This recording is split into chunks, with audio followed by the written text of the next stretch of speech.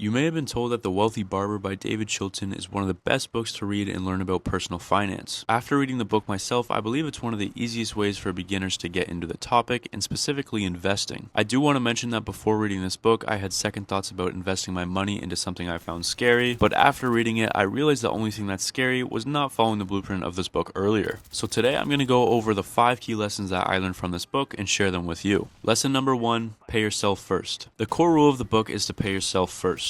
Pay yourself before rent, food, entertainment, and literally anything else you can think of. The way to do this is by saving or investing 10% of your income every single month. The main reason for this is because after paying for everything else first, you typically won't have much left over, if anything. So of course this makes it more difficult to invest into your future. For me personally, I like to use all the profit I get from my side hustle and invest that instead of dipping into my 9-to-5 income. I use my full-time income to pay for my expenses, and I pay myself first through my side business. If you have a hard time saving 10% of your income every month, my advice is to live more frugal. A simple way to do this is by going over your previous monthly expenses and see where you could be saving money. For example, maybe you went out to the bar multiple times last month, try to cut some of that out and instead use that money to pay yourself first. And just a quick tip, I like to trick myself into thinking that paying 10% is a non-negotiable expense, so I never even think twice about it. One last thing I'd like to mention is that the book explains that after doing this for a little while, you won't even notice a difference. Eventually you'll be so conditioned to your everyday life that you won't even realize that the 10% is missing. Lesson number 2, starting late is expensive. Compounding is one of the biggest elements when investing. Compounding in simple terms is when the money you put in makes money and then that money makes even more money. Think of rolling a snowball down a hill. It's tiny at first, but once it's rolling, it picks up more and more snow and it keeps growing the more it rolls down the hill. Let's say you invest $1,000 into the market at a 10% compound interest rate.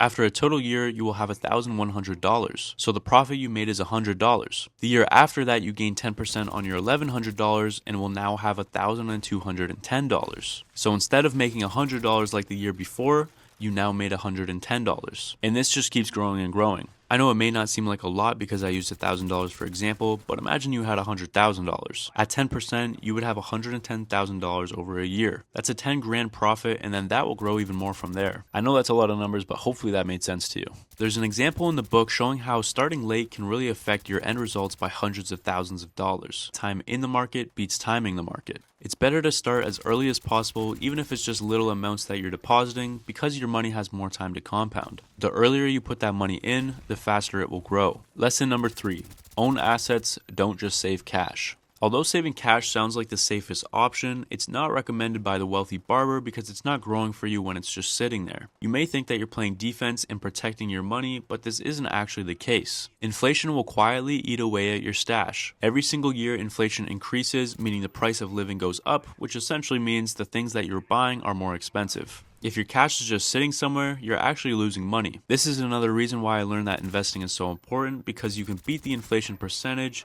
and grow your money instead of losing it. The Barber explains that owning assets is the best way to grow your wealth. Whether you put your money into bonds, stocks, businesses, real estate, having ownership is the key. If anything, I actually realized that investing is less risky than having a guarantee of money lost due to inflation. When buying assets, make sure that it's something you truly believe in and understand what your money is going into. My advice is to think long term. If you're going to own a piece of something for years to come, make sure that the value will increase over time. Diversifying your money/assets is also a great idea that the Barber touches on as well. If one area of your money isn't doing so great, but in another area it is, this will balance things out in the moment and there's no need to panic. Don't put all your eggs in one basket, try spreading them out to ensure more stability. Lesson number 4. Wealth is boring. Social media these days makes investing look super dramatic. I see tons of fast moves, big wins, huge losses, but this book teaches the exact opposite. It teaches us that wealth should be boring and that boring is good. So what does it mean to keep things boring? This could include things like automatic deposits, ignoring all the noise that you hear, and more importantly, not making emotional decisions. I believe that one of the hardest things about investing is to not think emotionally. For example, let's say you saw a specific stock on the internet make a bunch of people tons of money. Your first instinct is probably to invest into whatever they are.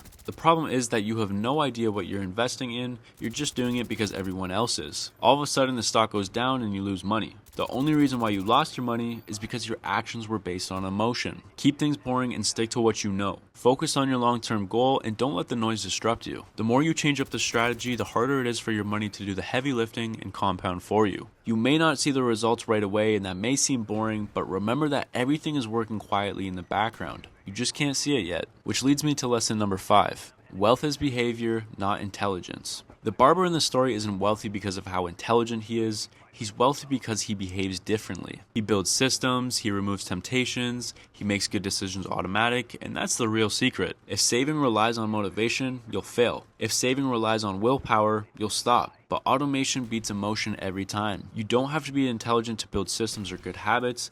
Anyone can do that, and that's why anyone can invest. I feel like a lot of people make investing so complicated because they think they need to invest in the perfect stock in order to be successful. But the truth is, the better systems and habits you build, the more successful you will be. It's important to build discipline for yourself and stick to your original goal. You don't need to be intelligent, you need to be consistent. Figure out a strategy that works best for you that's related to your goals. Do your own research on what you're putting your money into, build a system, and stick to it. It's that simple. Overall, after reading The Wealthy Barber, it didn't make me a stock expert, but it did give me clarity. It gave me clarity on paying yourself first, starting early, owning assets, stay boring, and be consistent. That's the blueprint to follow. I feel like the main reason why this book still matters even after 35 years is because human behavior hasn't changed. We still overspend, we still procrastinate, and we still fear the unknown. And so the blueprint of this book can still teach us exactly what we need to know and how to do it. My last piece of advice for this video is to join an app called Blossom if you're wanting to join a community that focuses on investing. It's basically like Instagram or X, but mainly people chat about anything that's related to finance. This is how I got into investing, and I believe it's helped me a lot. Just remember to take everything you hear with a grain of salt, and make sure you do your own research. Comment which lesson stuck to you the most. For me, it's that wealth is supposed to be boring.